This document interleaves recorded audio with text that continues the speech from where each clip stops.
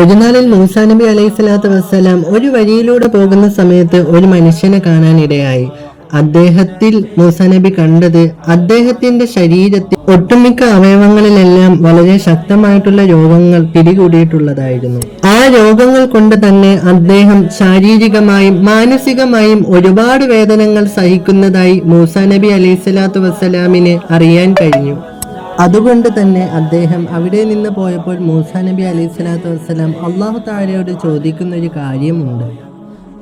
അള്ളാഹുവെ, അദ്ദേഹം ജീവിതത്തിൽ എപ്പോഴും നിന്നെ സ്മരിക്കുന്ന ഒരാളാണല്ലോ, അദ്ദേഹം എപ്പോഴും നിന്നിലേക്ക് ഇബാദത്ത് ചെയ്യുന്ന ഒരു വ്യക്തിത്വമാണല്ലോ, പിന്നെ എന്തിനാണ് ഇത്തരത്തിലുള്ള ഒരു പരീക്ഷണം അദ്ദേഹത്തിന് കൊടുത്തത്? അപ്പോൾ അല്ലാഹു സുബ്ഹാനഹു വ തആല മൂസാ നബി അലൈഹി സ്വലാത്തു വസ്സലാമിന്റെ അടുക്കൽ പറയുന്ന ഒരു മറുപടിയുണ്ട്. അല്ലേ മൂസ, ഈ പറഞ്ഞത് കറക്റ്റാണ്, പക്ഷേ അദ്ദേഹം എന്നോട് ചോദിച്ചൊരു കാര്യമുണ്ട്. അദ്ദേഹത്തിന് വേണ്ടത് സ്വർഗത്തിലെ ഏറ്റവും ഉന്നതമായ സ്ഥാനമാണ്. പക്ഷെ അദ്ദേഹത്തിന്റെ പ്രവർത്തനങ്ങളെല്ലാം എടുത്തു നോക്കുമ്പോൾ ആ ഒരു സ്ഥാനത്തേക്കുള്ള ഒരാളല്ല അദ്ദേഹം. അതിനാലാണ് അദ്ദേഹം മരിക്കുന്നതിന് മുമ്പായിട്ട് ഇത്തരത്തിലുള്ള പരീക്ഷണം ഞാൻ അദ്ദേഹത്തിന് കൊടുത്തത് തന്നെ. ആ ഒരു പരീക്ഷണം അദ്ദേഹം ക്ഷമിക്കുകയും അതിനാൽ എനിക്ക് ശുക്ർ ചെയ്യുകയും ചെയ്യും. അങ്ങനെയാണ് ആ ഒരു സ്ഥാനത്തേക്കുള്ള അർഹനാകുന്നത്.